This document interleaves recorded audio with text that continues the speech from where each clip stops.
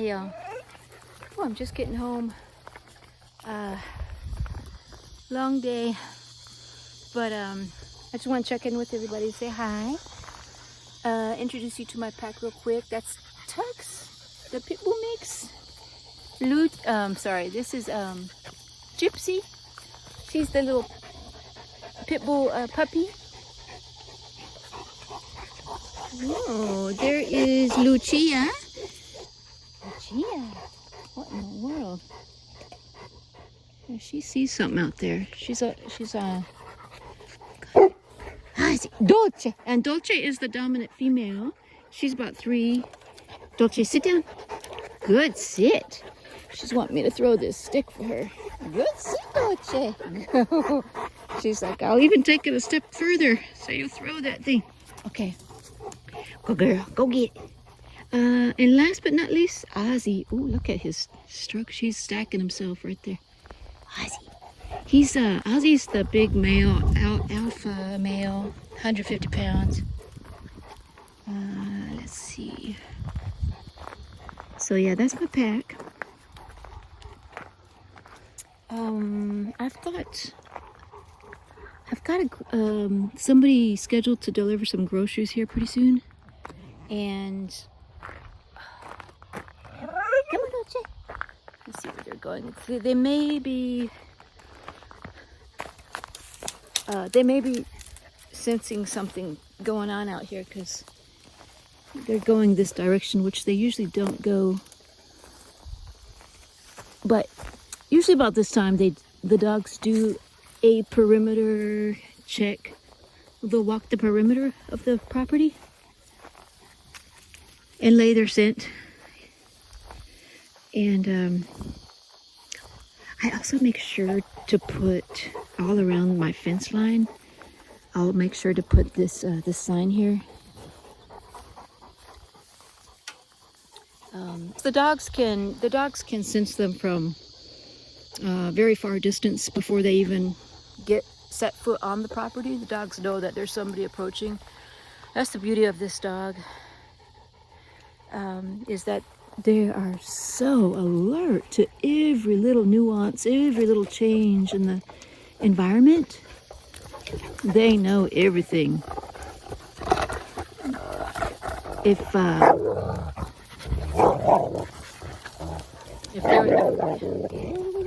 she got a swift correction there. See, Lucia, she's always getting corrected from Ozzy because she's too excited. Hello, my Dolce. So yeah, these are the two females here. Pretty soon, little Gypsy may be big enough to where she can really start playing tug and playing with the big girls. She does spar a little bit with them. But yeah, I've got a grocery delivery coming here soon. Come on, Dolce. And so you'll see how they react to a delivery driver coming. And now they're used to delivery drivers coming, you know, Amazon. They're used to the grocery delivery. And so, but they bark every single time. And if I'm home to tell them it's okay, settle down, you know, then they'll pipe down. They'll take it down a couple notches. Cane Corso will never let its guard down. Isn't that right, Tux? Tux will let his guard down if they've got treats. Yeah, isn't that right? He's like, why you gotta embarrass me like that on camera? I'm a good guard dog. But honestly, Tux is not the best guard dog. He's a good alert dog, sentinel dog. Because he will bark, you know, and he usually sleeps outside, even though he's got full access to inside. He loves to stay outside, and he sometimes is the first one to bark. And but yes, I'm still talking about you. Yeah, but Tux, if a stranger approaches him real friendly with a treat in hand or something, he'll roll over for them. Cane Corso will never do that. If someone were to approach my yard with a treat in hand, they will not let up. Someone could come with a big steak in their hand and give it to my Cane Corsos. If the Corso did not get the green light from me, or does not know that person, there's nothing that will convince a Corso to let that person enter. And man, that is like one of the main reasons why I got this breed and why I love this breed so much. It kind of sets it apart from some other breeds. I mean, there are other good dominant guardian breeds like this, like the Boerboel, South African Mastiff, the Presa Canario, which is the Canary Island Mastiff. You know, German Shepherds may be in that category too. Rottweilers. All those are good dominant guardian protective breeds. But man, tell you what, guys, the Corso is at like another level from a lot of guard dogs because of its intuition and its how in tune with its environment it is. Like it'll notice if a blade of grass lays differently, and it shouldn't be. I mean, it's kind of an exaggeration, but they will go investigate any little change. In fact, that might have been what they went to go. They made a beeline for that area. That it's not our routine that they go directly in that area. If you watch the channel for a while, you know that we usually play in this kind of circular, I call it the mosh pit, where we play right here. They very rarely will make a beeline directly behind us there, and they just did that. So it tells me they noticed, they either smelled or heard. They sensed something different for a moment there, and it could have been, who knows, could have been a lizard, I don't know.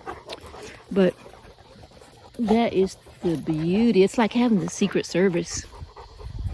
You know, it's like living with the Secret Service in your backyard.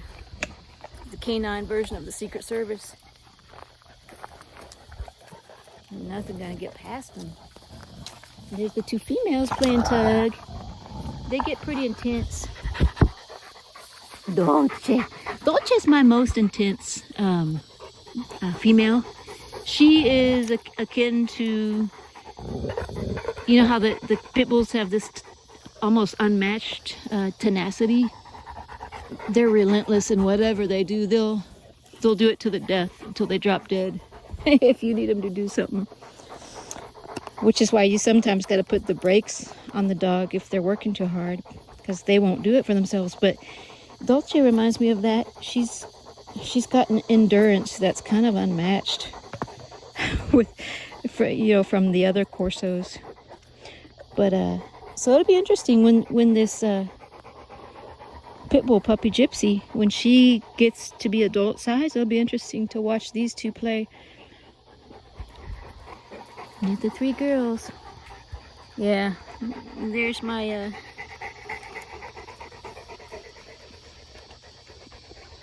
if you own the breed, you're gonna get dirty. If you own the breed, it's a fact of life. You're gonna get dirty. But, you know, I live with it. I got my own system.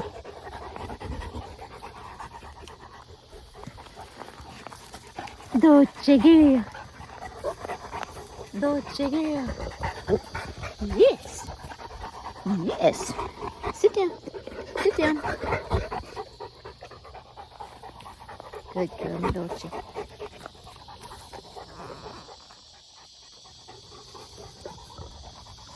Good girl, Dolce. One thing you can do if you have a very dominant dog like this is kind of emulate what the alpha dog of a pack will do, or the mother dog of a litter. You claim the space that they're in, like walk into them. Just kind of, not aggressively, but just kind of walk into their space, claim their space. Dolce. Dolce. See, I claimed the stick with my feet. Claimed it. And now, Now it's mine.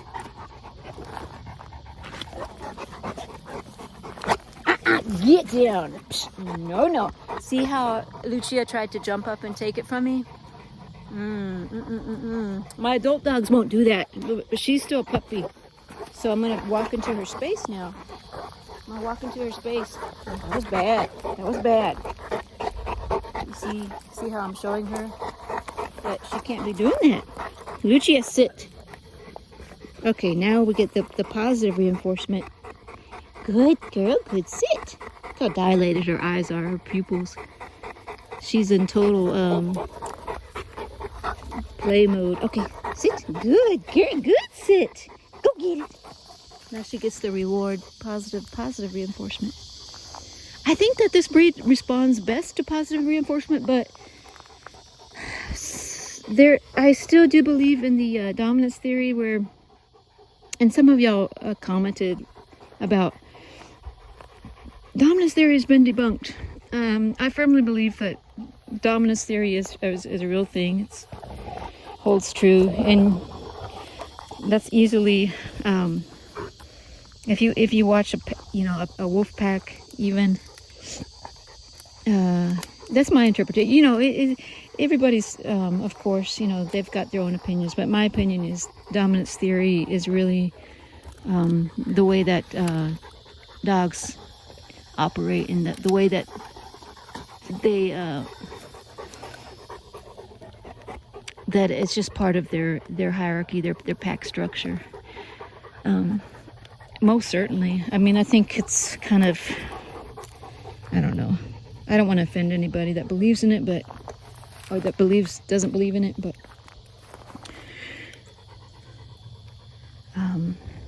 there really is no democracy in a pack of dogs. It's not a democracy, unfortunately. It's not a democracy. It can't be, because the dogs are very this dog can be lethal. They're very powerful, and so they really have to have a good a good pack structure, a good hierarchy. It's very militant, regimented is the word I was looking for. It's kind of another reason I'm so interested in canine behavior. I love canine behavior because it very closely mimics the military structure, or vice versa. Military structure is not a democracy either. You have a commander. You have a commander that says, when he says jump, or when he or she says jump, the subordinates will say, how high you want me to jump? They're not going to say, well, I don't think it's good that we jump right now, so I recommend that we walk briskly instead of jumping. And anybody in favor of that? Any of the other enlisted in favor of that? They don't tell the commander, no, we all agreed that we'd rather not jump. No, the commander says, I say jump, and you jump, And it has to be like that, because military ranks, they operate ultimately in times of war and times of extreme stress, intense conditions, where you don't have time to deliberate with the troops and take a poll of who wants to do this and who doesn't want to do that, and let's all agree on something together. No. Decisions need to be made immediately. Decisions need to be made on the spot for survival. And that is how a dog pack is. The dog pack, because they're, ultimately have evolved from wild dogs, wolves, because in nature, they don't have time to deliberate and have a democracy and have take a poll, who wants to do what, and how to be the most fair. What's the most fair decision? Nothing like that. They need to execute immediately. someone needs to make the decision, and that's going to be the alpha. That's going to be the pack leader. And then they go down the hierarchical structure. The beta is next in command when the alpha's away. And in my pack, that's Dolce. She's the beta. She's next in command when Ozzy's not around. Say, like, if I go somewhere, like I go to the vet with Ozzy, Dolce's in command. Dolce's in command. And so, you know, she's going to take the lead on the decisions when I'm not there and when Ozzy's not there. Tux is going to be the backup, and he falls very easily and nicely into that Omega role. I think a lot of dogs like the Omega role because it takes a lot of stress off their back. They don't have to make the big decisions. They don't have to be number one in a fight. They're just the backup. They've got the 6. And Tux fits that role beautifully, and I think he would, you know, if he didn't like being in that role, he'd be constantly trying to fight for the alpha spot, which he definitely does not. He's the opposite. He makes no indication, makes sure there's no confusion. He does not want to be the alpha or the beta. He rolls over and he'll walk away if he gets any kind of side eye from any of the dogs. He'll roll over and shows his stomach. In contrast to Dolce, I believe, would want to be the alpha, and she makes it clear that she likes to be take the lead role. If I do get to show the delivery driver, you'll see how she reacts. She's very assertive. Probably even more so than Ozzy, but Ozzy is extremely confident. Ozzy doesn't have to wear his dominance on the sleeve, so to speak. He's one of these, you know, the whole old saying, you know, speak softly but carry a big stick. I mean, his bark is loud, but he doesn't show the excessive amount of, the intensity that Dolce shows. Ozzy, the cool thing about him, when he barks, there's a reason. There's a good reason for why he's barking. Whereas Dolce here, she'll bark at a... Yes, I'm talking about you. I'll bark at a what? She'll bark at a squirrel. Dolce will bark at a squirrel. Ozzy will not bark at a squirrel. He may bark once, and then he'll go say, oh yeah, it's a squirrel, and then he'll walk away. Dolce is very prey driven. That might be part of it, more so than Ozzy. Give me this. Okay, sit. You can see Ozzy's not out here begging for me to throw this stick. He's doing his own thing. Go get it. But yeah, so she's the most energetic of the pack. Tux. Why you gotta call me out like that? I might want to be the alpha. Why you gotta call me out like that? Sorry, Tux. Now, Tux has a very important role. The Omega of the pack has a very important role. They're like the backup, you know? And they're the ones, when the commander says jump, they're the ones that says, how high you want me to jump? And they execute. And they're the worker bees. Okay, I hear a delivery. Dolce. Okay, see Ozzy barking? Or hear Ozzy barking? Yeah.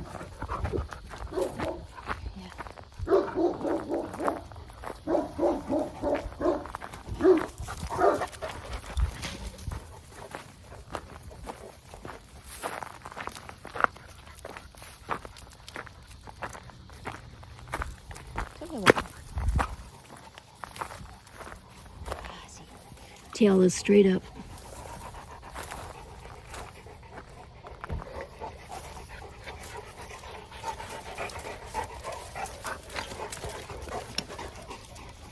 How you doing?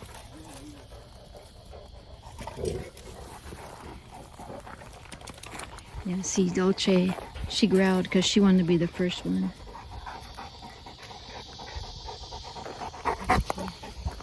Good boy,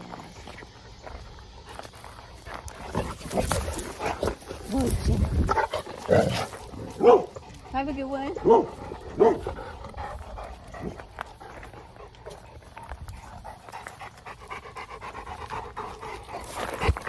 Yeah, so that was one of the most mild reactions I've seen. I think they, you know, the cool thing about the Cane Corso is they're extremely intuitive. And so Ozzy was the first one to bark.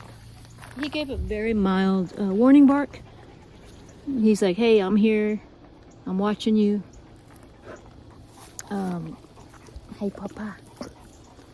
And then it was interesting because Dolce didn't really bark until later, but I don't know if you caught this, but she gave a little bit of a growl, like, you know, and then that was because she was at the fence line with, I think it was with Tux, or it could have been Lucia. She was telling whatever dog she was next to, hey, I got this. I'm in charge of this situation. That's my interpretation of what she did, because she does that a lot. And so that's what I mean by she's very dominant. And she'll even do that to Ozzy sometimes. But Ozzy knows he's got this. He's very confident. Extremely interesting to me because I think dogs sense the energy of people. They bark harder at some people than they do others. For example, females, they very rarely will bark more than once or twice. Female delivery drivers, you may hear like a couple barks and that's it. This was a male delivery driver. They usually bark more at males, but if a male has a really high testosterone, of young, you know, 20s, early 30s, very kind of masculine, they will bark harder, I've noticed. But yeah, I've got a lot of other videos with the same exact scenario. You know, a grocery delivery driver comes up, and if you look back on them or you remember them, watching them, sometimes all three dogs are barking more. So I find it very interesting how they react slightly differently to different people. But one thing is always happens. One thing that always happens in that scenario is there's going to be barking, and there's always going to be a warning bark, and they're always going to sense that there's somebody on the property. And but yeah, like I say, I mean, if I say, you know, if my body language is calm and okay with the person, then they're usually going to back off a little bit, but never will let their guard down, ever. Even when they're sleeping, they're alert. Oh. So, but anyway, I'm gonna get those groceries in. I hope y'all enjoyed. Sorry, this video is kind of long. Let me see. Ooh, 26 minutes on my end here. But sun is going down. I hope y'all having a good, what is it, Wednesday? And we're almost to the weekend. And thanks for watching, y'all. And we'll see you on the next one. Dolce. Dolce. Ah, see, what was it, Papa? What was it, Papa? Ah, see. Lucia. Lucia. Oh, Virginia.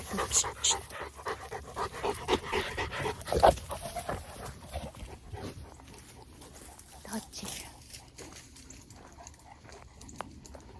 Give me that stick. Give me that stick. I'm gonna get it. I'm gonna get it. Give me that stick.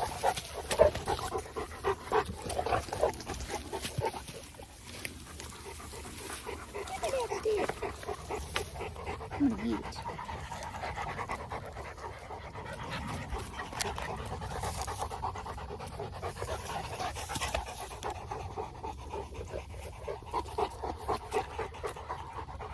Look at that.